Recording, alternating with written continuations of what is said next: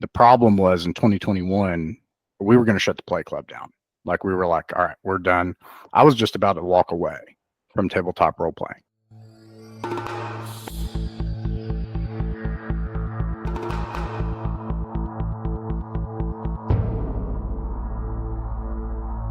Welcome to the Red Caps Podcast, a podcast where we dip our caps into the blood of our listeners and we ramble on a bit old school games. In today's episode, we are going to be chatting with Ross from Mythic Mountain RPG.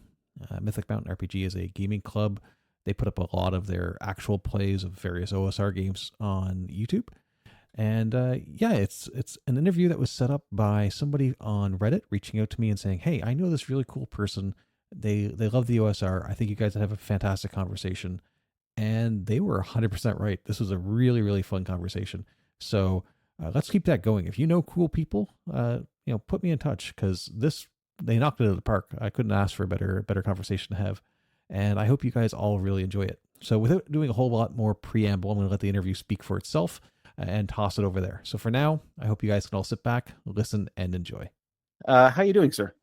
I'm doing fantastic. So we got on the mic here a minute ago and you're like, I don't even know why I'm on the podcast. And the reason that you're on is I got a message on Reddit. I had put out a call as I was kind of getting the podcast going again. And I put out a call. I was like, hey, does anybody have people that they think should appear on it? Or, do you have an interesting conversation you want to have about gaming? And I got a message on Reddit that said, hello, I love the show. And I'm glad to hear that you're looking for guests. Missed the show. By the way, thank you to that person for the awesome comments. I would recommend Ross from Mythic Mountain Games. He has a podcast. He has a YouTube page. He's got a Discord server. He's a great guy. He's the most knowledgeable person I know about all things OSR. Oh, no. So he built you up really good. And I was like, yeah, sure. Sounds like an awesome. I went and checked out the YouTube channel, sorry. So that was, I was like, yeah, please put you in contact, and we managed to make the time work. So tell me what Mythic Mountains is and what kind of like the YouTube page and podcasts and stuff is that the media empire, as we like to say, that you're starting to build. Gosh. Yeah. Well, I'm afraid my friend was gravely mistaken. But hopefully what lack of knowledge I can make up for in enthusiasm. That's kind of like my philosophy as a dungeon master sometimes. So that's all I've done since I've sat behind a microphone. So yeah, I just well, since this is an OSR podcast, is that fair to say? But also a bit general D&D as well. But I've enjoyed it for years as a thing to help me get into the OSR. This is one of the things that kind of helped me cross the bridge. So I ran Dungeons and Dragons 5th edition, because if you're super into it, you're probably running it. And I ran it for like 6 years, and that was my Melu for 6 years. And I discovered the old school Renaissance, and I say that my hobby is like 10 times more fun for me now. Like I'm just obsessed with it. I just love it. So the YouTube channel, we just do like really low production, just hit and record and being like, hey, look, if you want to watch, here you go. And some people really enjoy that. What I like about it, for one thing, first of all, we're a play club. So just to start out with just what Mythic Mountains is, it's a group of friends started in Kentucky. We used to go around to different cities and we would kind of unfold D&D, all our books and stuff. My wife and I said we're like a traveling D&D salesman. We'd go to a town and be like, here, try D&D. And I'd go up, to a friend's house and do a one shot. And, it sort of foreshadowed my love of the OSR, because I really love first level, but anyways, eventually the pandemic hit and we moved online, and it kind of exploded. And there were people all over the world that were like, hey, I'm stuck at home. I want to play Dungeons and Dragons. And I met like hundreds of people, and I was unprepared for that. And Mythic Mountains eventually became the play club that grew out of the experience of how do you do that? How do you interact with people all over the world? How do you create a place where people can come and play reliably and enjoy themselves and feel comfortable? Yeah. And that's our main thing. And then we just share it on YouTube. Yeah. And you were saying like it's a hit record. So it's more of a like I usually categorize actual plays into two main categories. There's some that kind of flirt between the lines, both of them, but I see them as like performance oriented actual plays Yeah. and fly on the wall actual plays. Ah. And so yours would probably lean more towards the fly on the wall, where, you know, if there was just another player who didn't have a character sheet and they're just sitting and watching the game as it played, that's how it would typically go. At least from the ones I've seen. Do you see any difference between actual plays like that, or do you watch other ones? Because I don't. I watch very few, to be honest. I probably catch. I don't know. The only one I'm following exclusively right now is actually a game I don't even play, Pathfinder 2. I've watched Pathfinder 2 one, but yeah, no, that's interesting. Yeah. I usually tend to think of it like, what kind of production quality is there? Because an interesting actual play that everybody in the OSR, you know, if they know of one, they know this one, that kind of breaks that model, is 3D6 down the line, because they're, you know, production quality and their audio quality and everything, the presentation and everything is flawless. Like, it's like, you know, like something you'd pay for, but we get to enjoy it for free. But they are rigorously, look, we're friends playing, and they play the game, and that's what they do. So I won't mention others. I have watched some of the past. Part of what I hope to do, and I still find this is the case, it's interesting because, like, we did Classic Traveler. I'm like obsessed with Classic Traveler right now. And so some people come in and I get really nice comments, and they're like, wow, I really enjoyed it. And I'm not doing those for entertainment. What I was going to say is, I think for me, I like them as kind of like an artifact. I use your podcast for that sometimes. Like, I'll take parts of it and I'll be like, hey, listen to what he says about this. Like, if a subject comes up, I can crystallize a concept in the OSR and be like, look at this. This is this, they get it here, or this, you know, and I do that. There's YouTube, you have the clip feature now. So I can zoom in and I can say, look, in BX, here's what happens when you don't take that rest. And when you haven't, in you know, after a certain number of rounds, like, you can see, here's us playing, running B4, and you can see in the dungeoneering what happens with this. So when some concept comes up, I can grab out of the bag where it's happened to us in the past.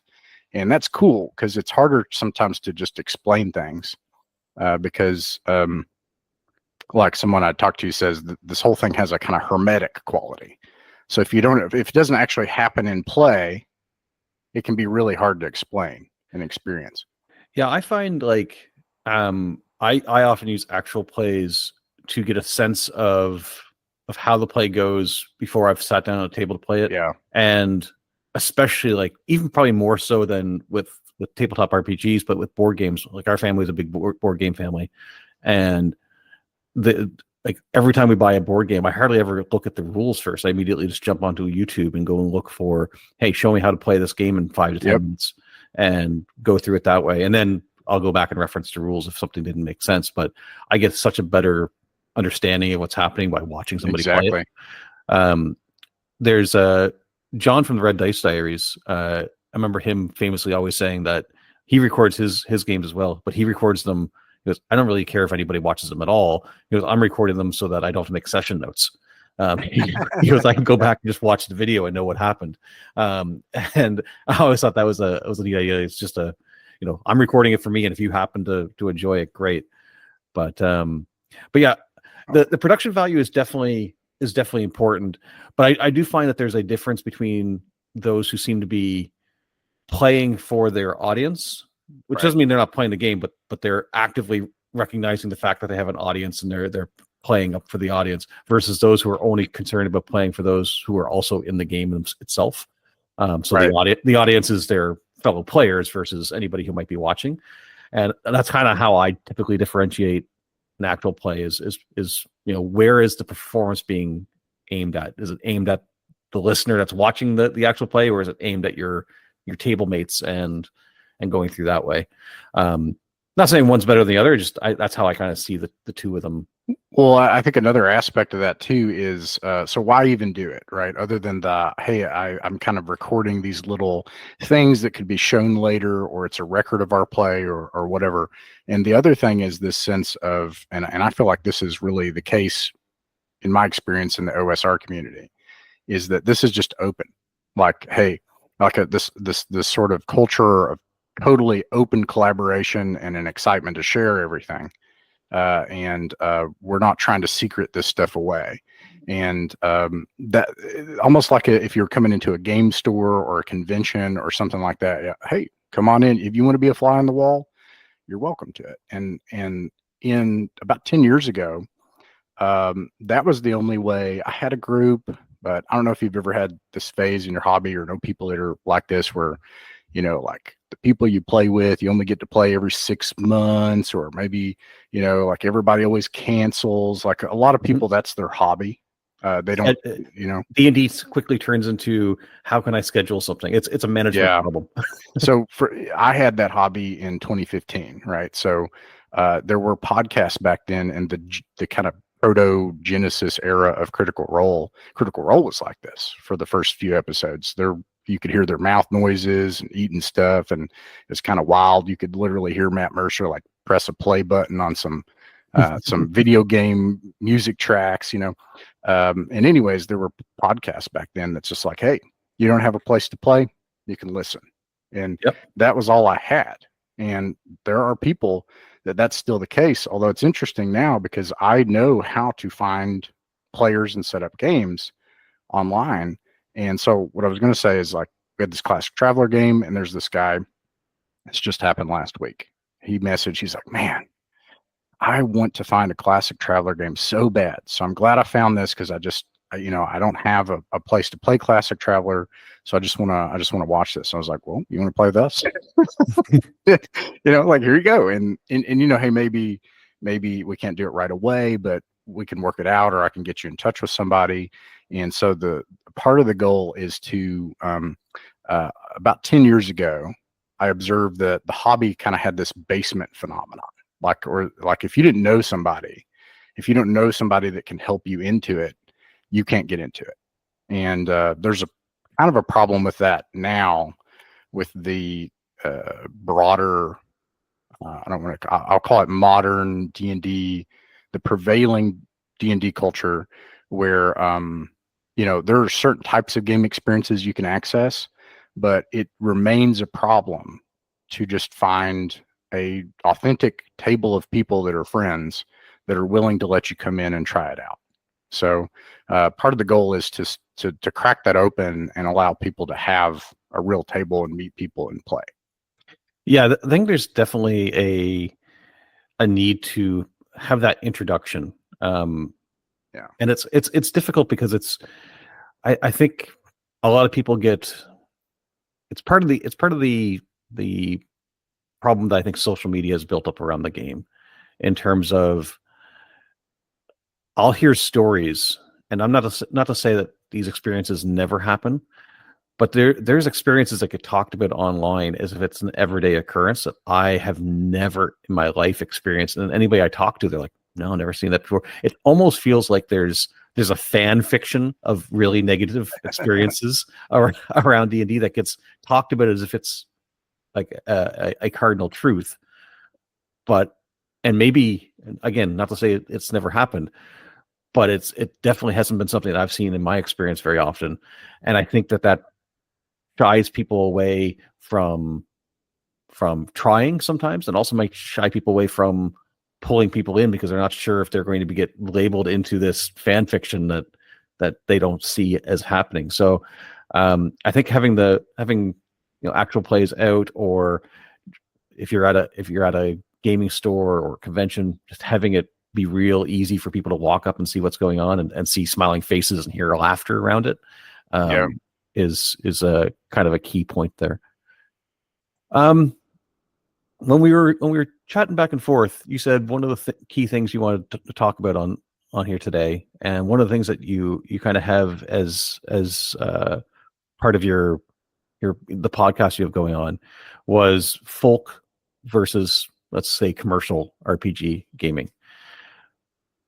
I think I've got a pretty strong idea of what you're going for with it, but how do you describe folk gaming as opposed to commercial gaming, if we want to delineate it that way? Yeah, actually, and I'll just say also this. So we were talking about the goal of having a place where people can try it out and play, and there's this environment of open collaboration, and feeling comfortable to be able to come and try it out and know that you can get something good and see if it's for you. And to skip ahead, because the folk RPG idea for me is still a working hypothesis. It was like, so start with the problem and then skip ahead to the result. And then I'll talk about the solution hypothetically. The problem was in 2021, we were going to shut the play club down. Like we were like, all right, we're done. I was just about to walk away from tabletop role playing because it was, you were talking about the horror stories. I've had those. Like I've actually, and I didn't know after 2020, I didn't know how to, how do you do that? Because the world had changed and the way that we could play tabletop had changed, and I was meeting all these people. So like, I'm not a internet person. I'm not a social media person. I don't know how to do that stuff. Folk RPG gaming for me was a hypothesis for how to fix problems I was having in 2021. And skipping ahead to 2024, it seems to have worked. And we have more games and more people running games, and we have a consistently good experience where people can reliably show up and feel comfortable and safe and play a game. So that kind of as my sales pitch. Now, is that what caused it? How does it work? I don't know. So this is a working hypothesis. Here's what I think folk RPG gaming is theoretically, and then how I think it works in practice. Theoretically, it's like, it's the simple, hey, your table, your rules. That's like kind of like the simple version of it. But the theory of it is, that you have that idea of bad, wrong, fun. Like what is bad? Like what doesn't work? And I found that is often people do a lot of appeals to authority, and they may do that from a book that they buy, or they may do that from here we are presumably talking on the internet. Like people like here, yep, like talking on the internet, and they get that idea from that. And so what's the opposite of bad, wrong, fun? Like what is good, right, fun? The folk RPG gaming experience starts with the premise that comes from a group of friends at a table and the actual game experience that comes out of it. Now that sounds really theoretical, but what I think the difference between folk RPGs and brand RPGs are, and this is not me saying brand RPGs are bad. I've got a D&D hoodie that I wear. Okay, so I do I buy merchandise too. I buy products. I like companies. This is not saying this stuff's bad, but a folk RPG is the idea that it works like, it's not like something you can go to Walmart or to a store and buy. It's a folk hobby. So a difference is you can buy fishing products. You can listen to personalities about fishing. When I was a little kid, I liked Roland Martin, and I watched his TV show. I was really into fishing. But ultimately, fishing is actually available to everyone, and no one cannot not fish, and everybody can cast a line into the water, and that's fishing. Like, not the ideas, not the personalities, not the spinner bait that you buy. Fishing, you can just get a worm and put it on a hook and throw it in the water, and you're fishing now. And that's the difference. I don't know. Does that make any sense?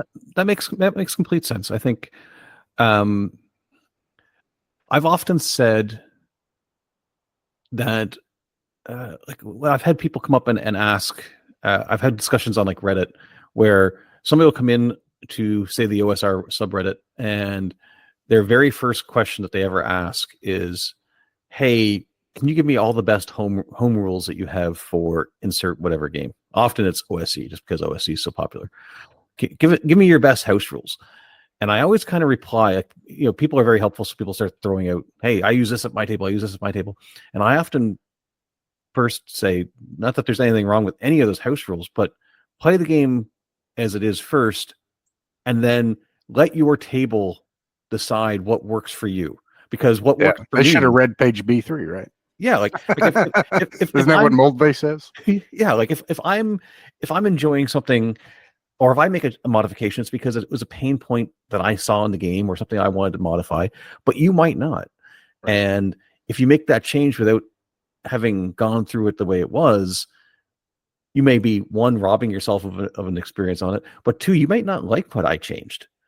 Right. Yeah. And then you're going to think that the game is based off of what I changed, when really that was for me. So I always thought that the idea that people should grow the game based off the people that they're with. And so make that starts with house rules, that goes through to just their attitude around the games. Like I've always, again, taking it back to social media, because I find that's where a lot of the misconceptions around this happen, because there's such a difference between the conversations you have on social media versus the conversations you have with people when they stand up from a table on a break. Yeah. But like you'll hear, we're going through the cycles here on Twitter. It's almost comical to watch how often the same conversations loop around. But you'll have the conversations on the 5E's wheelchair, magical wheelchair, and people are freaking out. It's like, then don't use it at your table. Like, it's so an interesting thing about like the wheelchair thing is that what's lost is actually that in that format, it is impossible to express what might actually be something that's going on with a group of people that is just not going to cross on Twitter. Like, so I talked to the guy who kind of pioneered ideas like that.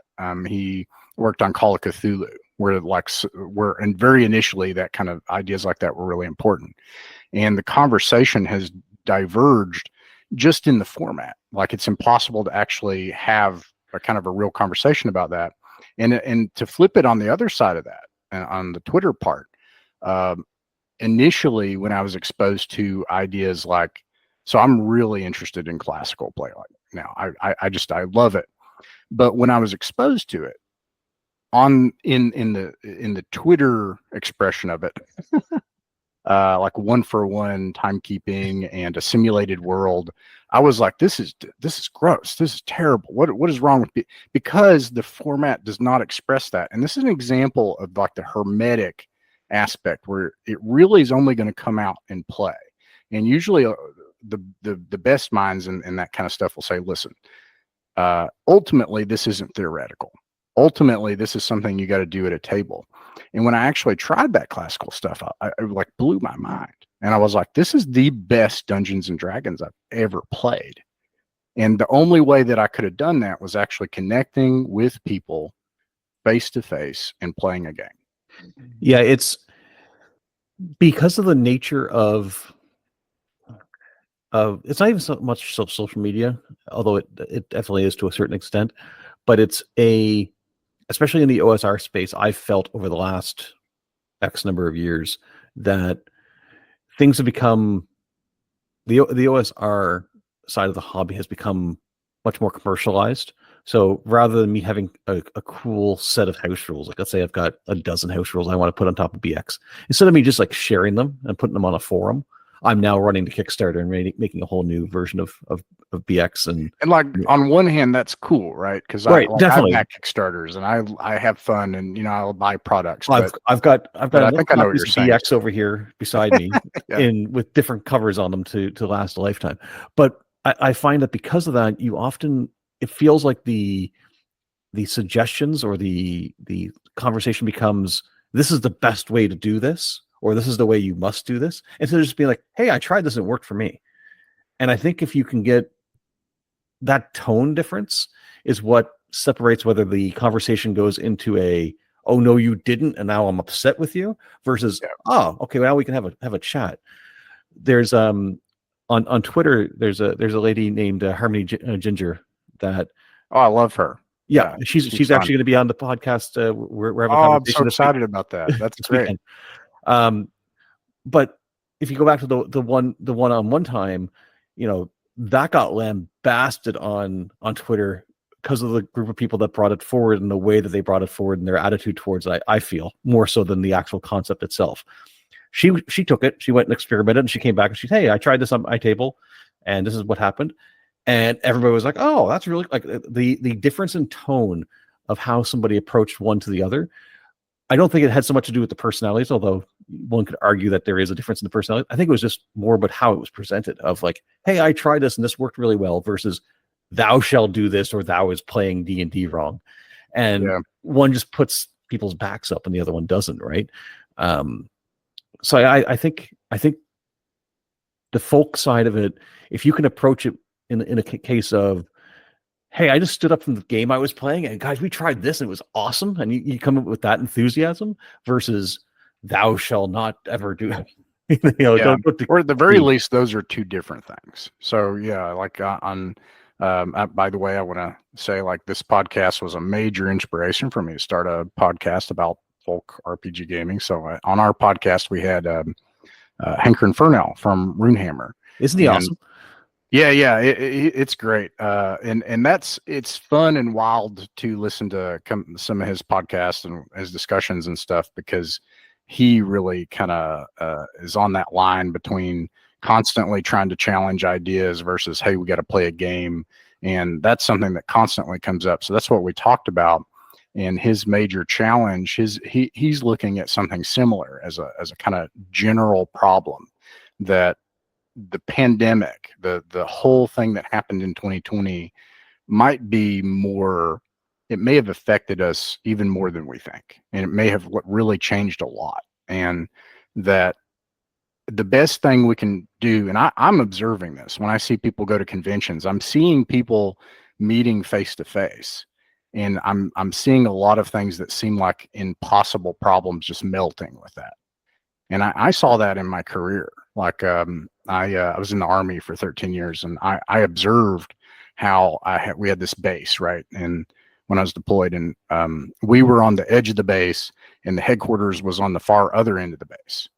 And there's this weird tribal thing that happens among human beings where I can't even express the number of just misunderstandings that happen just from that geographic reality. Like the very fact that we were physically separated, I could actually see things come up. It's natural. This negativity bias is part of our survival instinct that you naturally distrust the thing over on the other end of the base. And so the key in situations like that, like they would pay, and companies do this, right? Like they'll pay thousands of dollars, tens of thousands of dollars to physically connect key leaders and go physically in person. That's how crucial it is. And anyways, I think we're starting to see that, and I'm seeing problems just naturally resolve by people like being in the same physical space. Now, a lot of us can't do that still. And maybe that's in a way that the world has really changed. The solution to that we've seen is what you and I are doing now that probably the audience can't see is I'm looking you in the face. Yep. And I really like,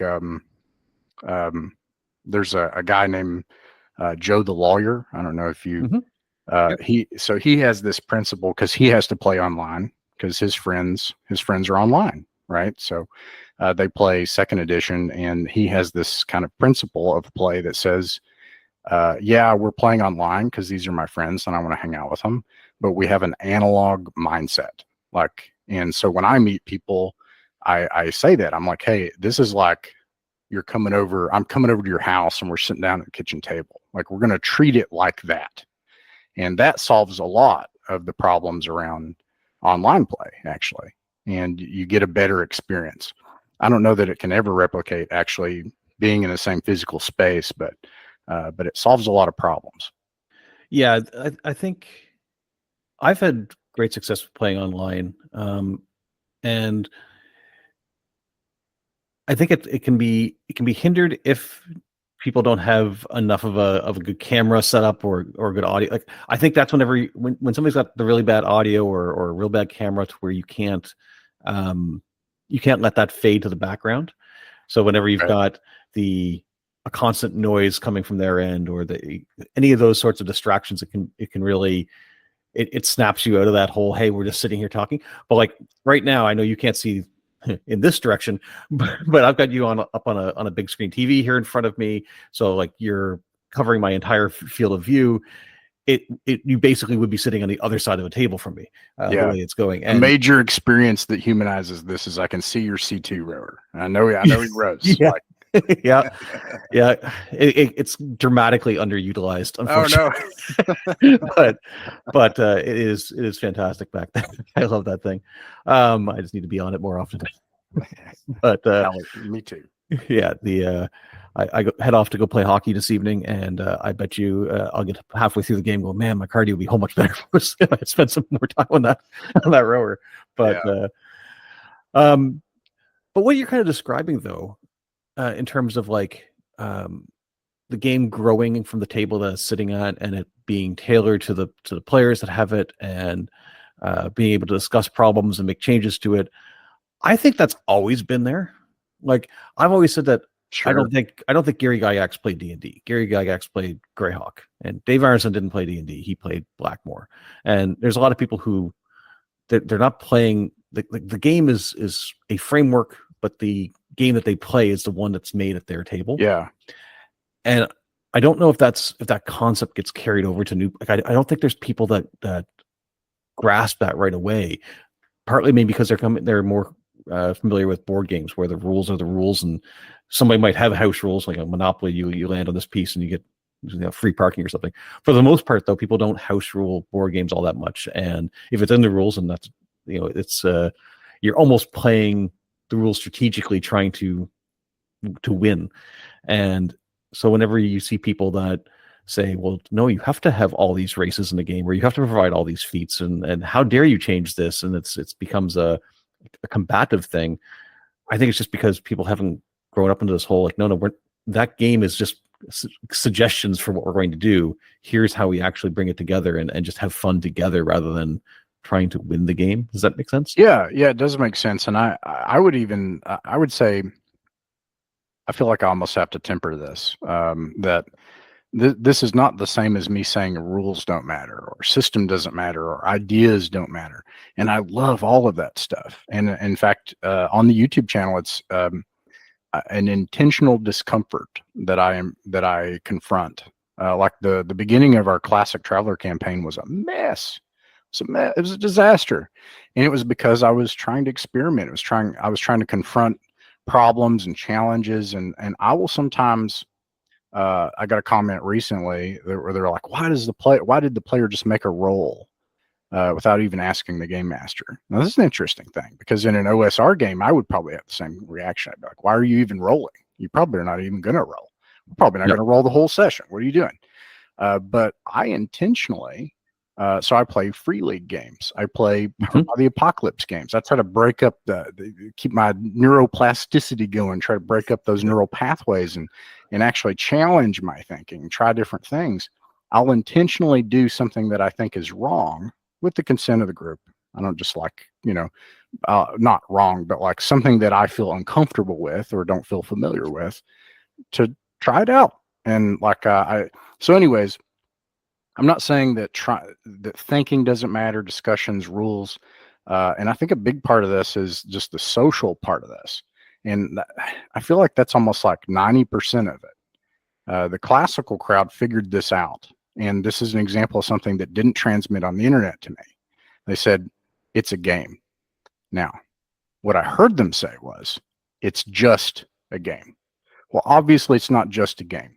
We're sitting here doing a podcast about it. It's kind of a big deal for us, right? Like, we're pretty passionate about it.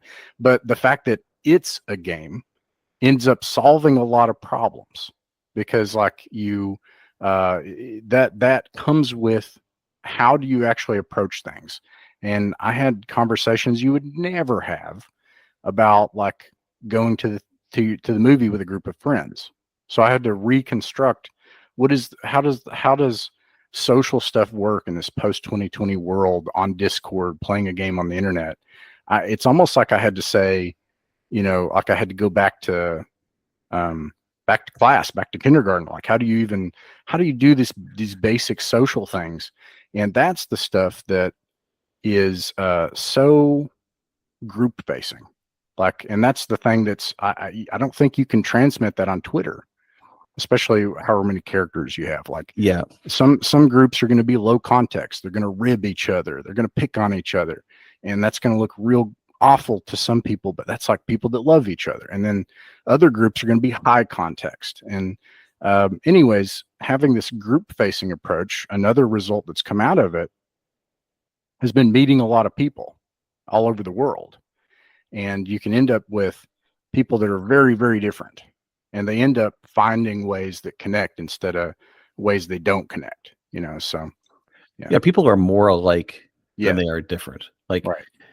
if you've traveled at all, you'll meet people that maybe, had you never traveled there, you would have thought that their life must be dramatically different from yours. But the vast majority on the planet have the same wants and needs as everybody else. Yep. They want to go to a job, make enough money to help their family, have a good meal, love their kids, move on with their day, find something that they enjoy and interact with it. At the end of the day, every human basically has that same pattern. The specifics might change a little bit, but once you understand that, the differences don't really seem that big, at least in my opinion. From what I've seen. Like that, and that's been a major thing I've been trying to protest. So I see some of these things come up on, I'll just call it Twitter. it's like this dark evil web or something. I don't mean that. Like I does not simply walk into.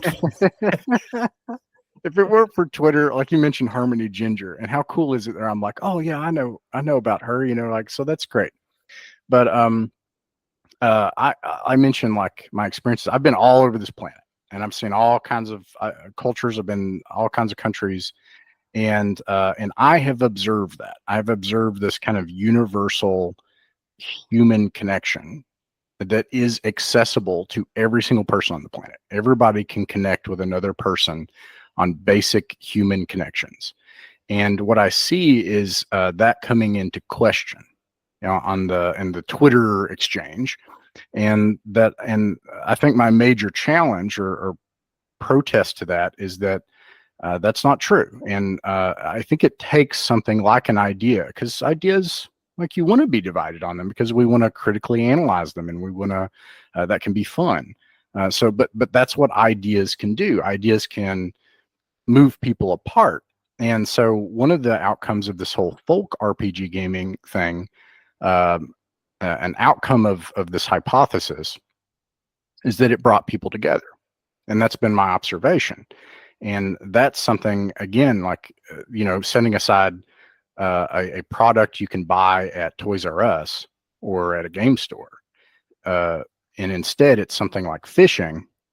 Fishing inevitably will bring somebody together. Like, if you do a folk craft, like if you want to connect with people, that's why people will go on dates to pottery things and stuff and do folk crafts as a date, because you want to connect with the person, so that shared experience, it's almost inevitable that you're going to connect on that basic human level. That's been my observation. Yeah, I've used an example several times when I've talked to people. Like, I've kind of rejected and not, when I say rejected, I don't mean like say none of it's valid, but I dislike the whole idea of there being a gaming community in terms of a community that can either include or exclude somebody. There's definitely a group of people that all enjoy the same hobby and have various thoughts, whether they agree or disagree on those thoughts. But I dislike the idea of there being a community in its sense of like there's a membership card that you have to have or that can be revoked. And I use the example of I'm a huge fan of riding motorcycles. I ride motorcycles, and much like you're just saying, if I encounter another rider at a coffee shop, you'll have a conversation about what bike are you riding, and you'll have something in common that you can strike up a conversation about. But at the same token, there's 1% gangs out there that I would have very little impersonal common with, outside of the fact that the we happen to be- 1% motorcycles, the elite Yeah. motorcyclists. I'm Yeah. unaware of this. I didn't. Okay, so sorry, a 1% motorcycle group would be like your Hell's Angels or your various. Oh, okay. Yeah. They call themselves one percenters. Oh, okay. Yeah, it's sorry. I suppose I should Elite. have clarified that, but yeah. So like, if you took like a hardcore motorcycle gang, I probably have very little in common with most of the people that are involved in it, other than we all enjoy riding around on two wheels, right? So like, that's why I kind of reject the whole idea of there being a community in the sense that there's a membership card, because if that was the case, then somebody might be like, well, you're a motorcycle fan, you should be rejecting. Well, no, I don't know. It Right. seems odd to me. And Yeah, on nobody social can media- tell you can't fish. yeah, Every nobody can tell you single can't human on fish. the planet can find a thread and a stick and throw it in the water, and And nobody can tell you can't do it. yeah, And that's the anybody can case with play. pencil, paper, and making up if 5 goblins being in a cave. There's no one that can tell you you're not allowed to do that. Exactly. And so to try to even put out that form of control just seems silly, because Yeah. it's not something that can be done. So instead of wasting effort and mind space on that, I'd rather find the things that everybody can chat about and have in common. Because like I said, I think in general humans are way more in common than they're not. Yeah, And so yeah, I think the problem online is that the focus is more trying to find all the things that are different rather than yeah. that are the same. Yeah, like who owns Star Wars, right? Disney owns Star Wars. Who owns space opera? Who owns mythology? Yeah. No one, everyone. And that's the case. So I want to call out like 2 major influences. The videos, this one's huge for that, was a few years ago, December 13th, 2022. Now, we had already made this decision, I think, but this was like, I was like, man, this is it right here. Ben Milton from Questing Beast. I love that channel. D&D doesn't need WotC anymore, but the video does something way better, way deeper than that. It's and that's when he's like, hey, this is like fishing. That's when it clicked for me. I was like, yeah, that really crystallizes it. Like, there are people that see D&D as a folk hobby. And what I had trouble with in 2021 is I was in a bubble, and internets, but also groups of people can do this as well. You end up kind of like in a bubble, and that affects your awareness of how things are and what people are doing and stuff. And I was very much in a 5e bubble. And in 5e, there is what I call an orthodoxy. Well, in the OSR, there's an orthodoxy. Mhm. Like there's a prevailing, here's what you ought to do, here's what you shouldn't do. But in 5e, that was very much the case, and it wasn't supporting the kind of imagination, the kind of play that I wanted. And it was like, well, I bought the book, from Walmart or Amazon. Here's what the book says. And there were people that like sort of treated it as scripture. And of course, as you said, this is an ancient problem. Like this is just something in the hobby for sure. Yeah. But eventually found more kit bashers. Certainly the OSR has more, they're replete with people that are willing to question things and be like, I don't know, maybe I want to do it this way. And anyways, that challenging that idea, that Questing Beast video was huge. And another one was Dungeon Craft. I love the title of this video. It's clickbaity, but it's funny. It's thank you. I will now destroy my own channel. And that was a key moment where for him, he was like, you know what? I'm done with the brand stuff. I want to focus on the kit bashers, the people that challenge orthodoxy, the people that are willing to be on the cutting edge. And when I was just about to shut down the play club, I was like, because I was like, hey, does anybody else want to do this? And people were like, nope, it's either you or it shuts down. And I was like, well, if it's going to be me, it's going to be this way. And I decided that I wanted to do that too. What Dan Masters, Professor Dungeon Master, said. I was like, I want it to be a place where we focus on like all these little indie games and OSR stuff and things like that. So with the group that you've got, and it's mostly an online group, or is it exclusively online at this point? So it's both, but admittedly, in-person play is kind of fallen by the wayside. Sometimes we meet and play, but mostly online. Yeah. what's your preferred tools? So if you were to give advice to somebody who's trying to start up a group like this, what tools? What's the minimum requirement, and what would you say has there been any tools that have been a game changer? So is there a minimum requirement to get in, and then is there anything like once you have that established, go for this set of tools to really help get things going? Yeah, let me skip ahead to the extreme example because this is what I'll do sometimes in discussions. I have a friend, and for 4 years now, we've had amazing campaigns. We had a Dungeon Crawl Classics campaign using the 2E splat books from Planescape, and it was just so fun, so crazy. We've had a whole. He played in my Old School Essentials campaign. We had so much fun. Guy doesn't own a computer, has a cell phone, and that's it. And it's not an iPhone. Okay. And he's ran his entire hobby online from that. Is it ideal? No. Do we have connection issues? And hey, I can't hear you again. Yeah, but he's that passionate about it that he will get a hold of Warhammer PDF for Wrath and Glory on his phone, and he'll read the PDF on his phone and then try to run or play it on his phone. That's how passionate this guy is. I still want to get him a computer, but I'm just saying that's how you can play if you can play. If you don't have a phone or anything, then it gets a lot harder, and people have to be able to hear you. But I would orient it back to the social part, because that's the real thing. The real thing is, are you willing to check your guns at the door and actually, and I think key to that, and this is something that I guess it just gets lost. I just don't know. But like the most core basic thing is it has to be in a relationship of consent. Like the starting point has to be, I am an adult that can make my own decisions, and I am consenting to this or not. And then we have a conversation, and you have to get back to basics. Like, hey, you want to hang out with my friends and go to the movies? And it's like that. And then you say, well, I don't know, I don't really like that movie. Hey, no problem. Let's do something else sometime.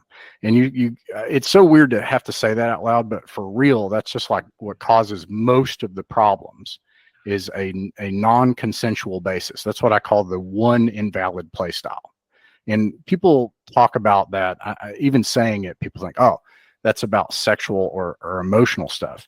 No, it's about social stuff too. So for example, this is why I consider bringing a fully fleshed character to a game without talking to the group first, which I see happen all the time, non-consensual. And I call that like bringing I'm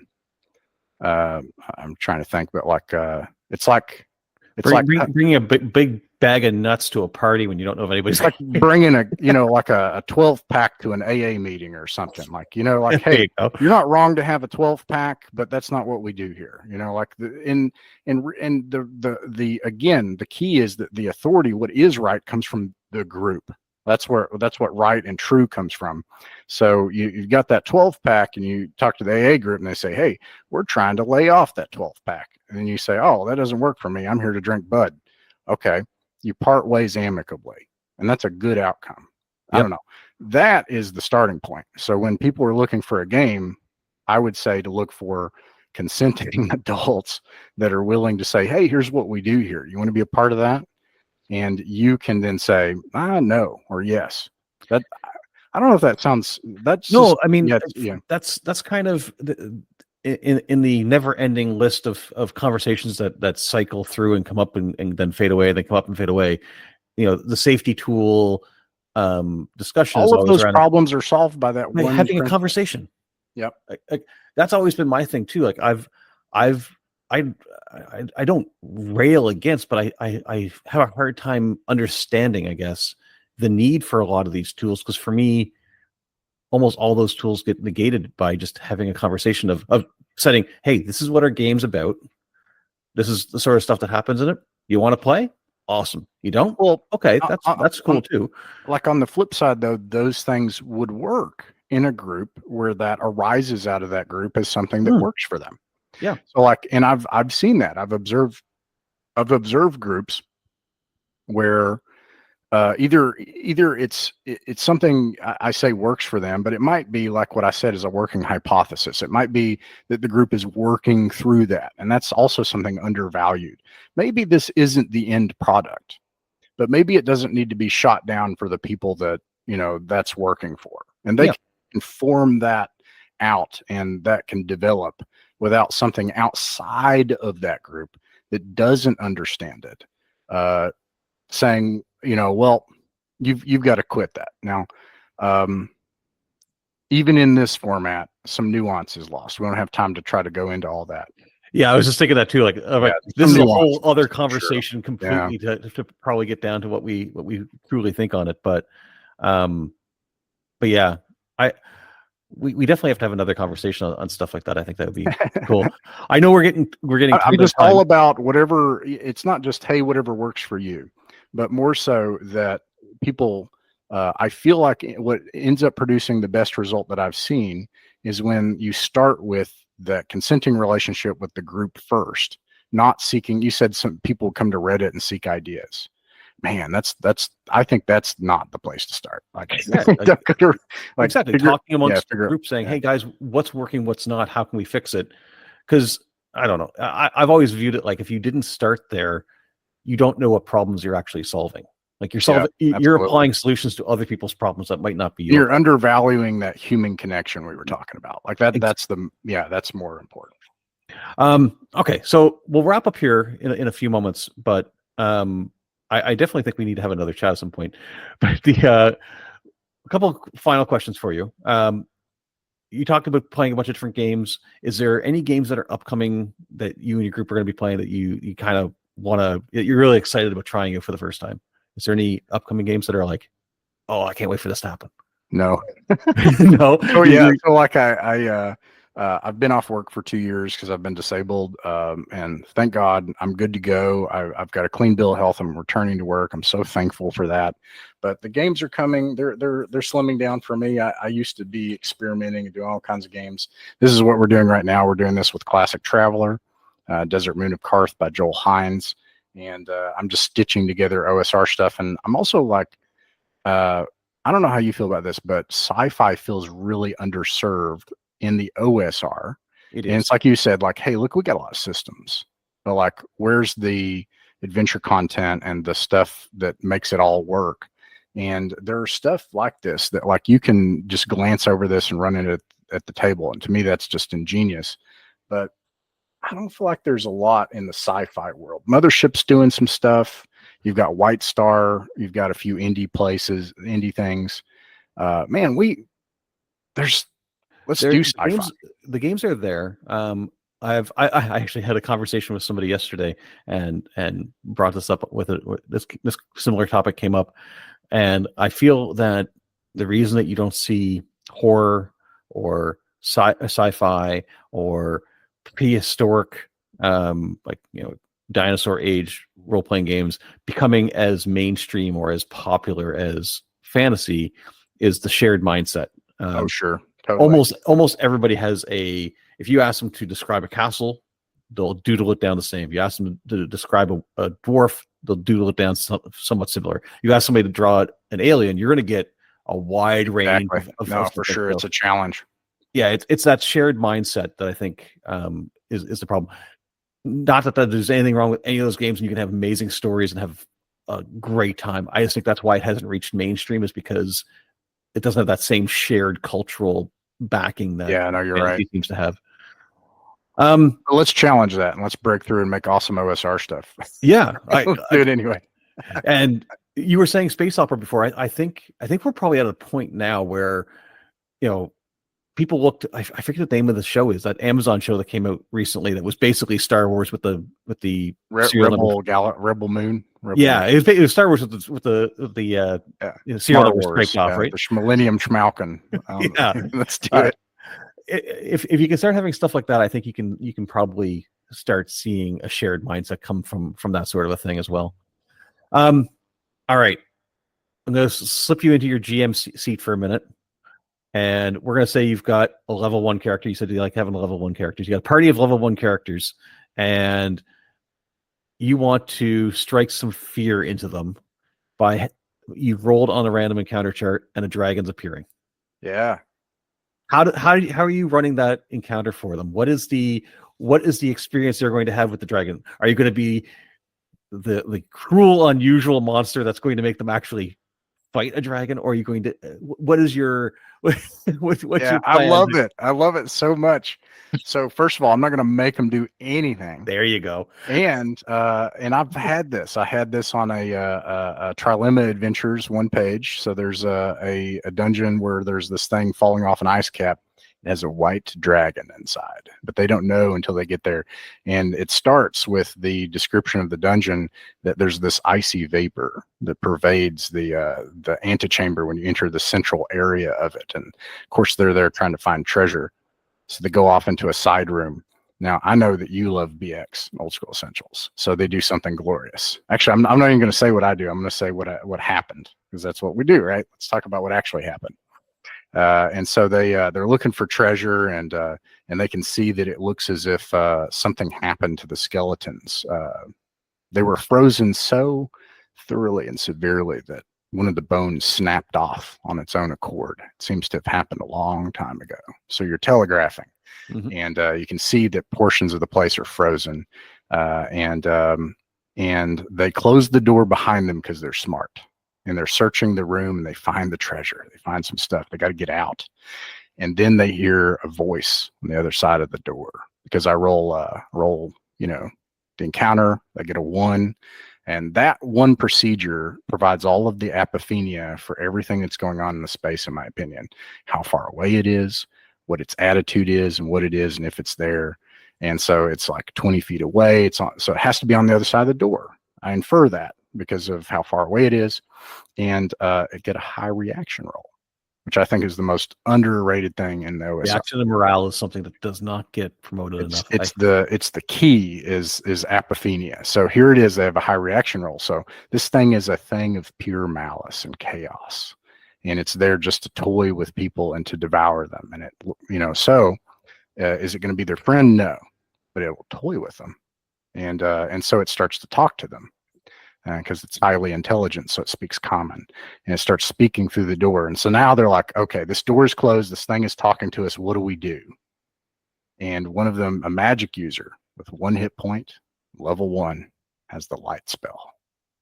And so they're like, all right, guys, we got to get out of this room. We have to try. And I freely offer the information. I don't hide it. This thing is on the other side of the door. So if you figure something out, you do. And they're like, all right, we got to open the door. I'm going to cast light. I don't go into combat procedure because I assume, so, hey, look, but you could also do the procedure and it'd also be interesting. But anyways, they open the door, and one person does, and the magic user casts light. The dragon fails its save. And I interpret that like it's like a flashbang grenade. I love the light spell in Old School Essentials. So it's blinded for 1 round. You have a chance to get out of here. And that's for 2 of the 5 players, the first time they had ever played Dungeons and Dragons. And they got both. They got a dungeon and a dragon. They got a dungeon, a dragon, and the treasure, and they made it out alive. And this dragon hates them and begins plotting their destruction over a long period of time. And now when that game session was all over and everybody stood up and they were talking about what just happened, how much of that discussion was like, holy crap, we barely made it out of there. Oh my gosh, I can't believe, and hey, look, here's the other thing. If they'd failed that save, they would have been icicles, and I don't care. And that's another key, because I believe so I wrote this article that is admittedly a polemic, but I said the myth of OSR lethality, and the thing, and I want to call it a myth because lethality doesn't mean the characters are dying as an ultimate outcome. We had a Old School Essentials campaign for 14 months. No one died till month 13. And it's because if you can die, you can actually make choices. Yeah, I think you can't die, you can actually make choices. Yeah. I think I'd almost rather than say high lethality, say high consequence. Yes. That's great. You either reap or sow whatever the consequences are of the actions, and it's highly based off of that, rather than it be, because when you say high lethality, you think that it's always going to be the negative outcome as opposed to the other way around. When you got the message that, hey, let's come and have a conversation. If you're anything like me, you run through things that might be talked about in your head. I always just have like that running dialogue of trying to predict how things will go. Was there anything that I should have asked you, or that you were hoping I would have asked you that I didn't? No, I just like talking about this stuff. That's like it's not the game, but it's fun to do. Like, I'm so excited just to get to share the experience of somebody, that person who had never played D&D. Well, actually, yeah, and experiencing this like life or death, like getting out from the dragon, getting the treasure.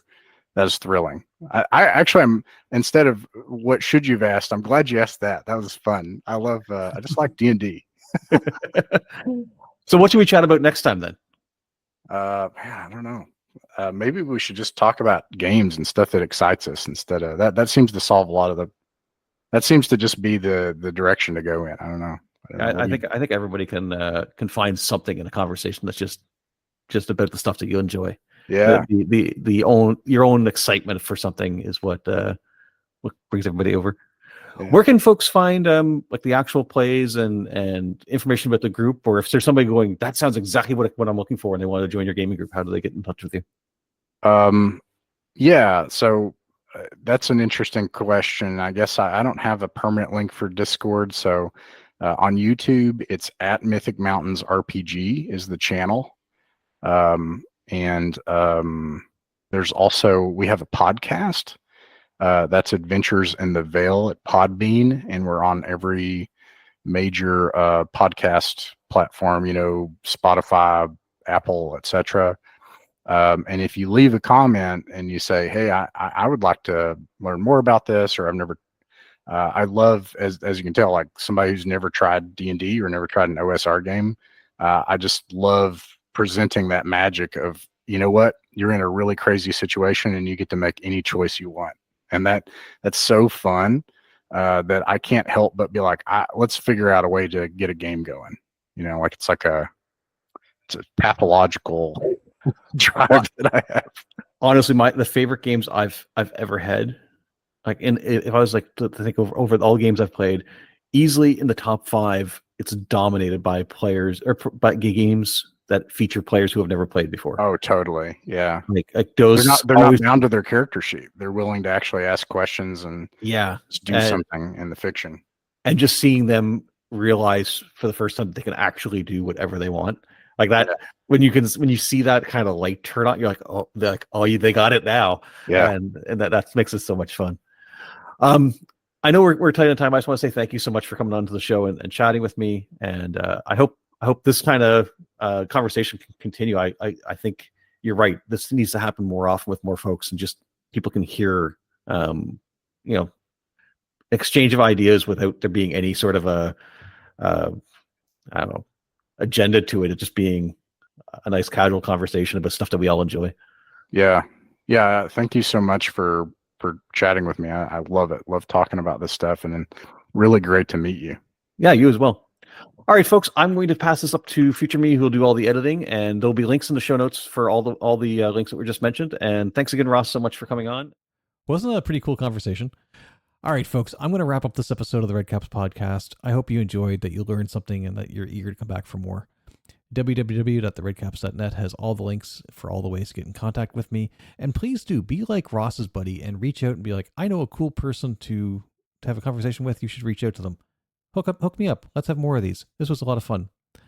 So thank you again so much for listening. Remember, never let your caps dry out. Stay safe. Have fun. We'll talk again soon. Take care.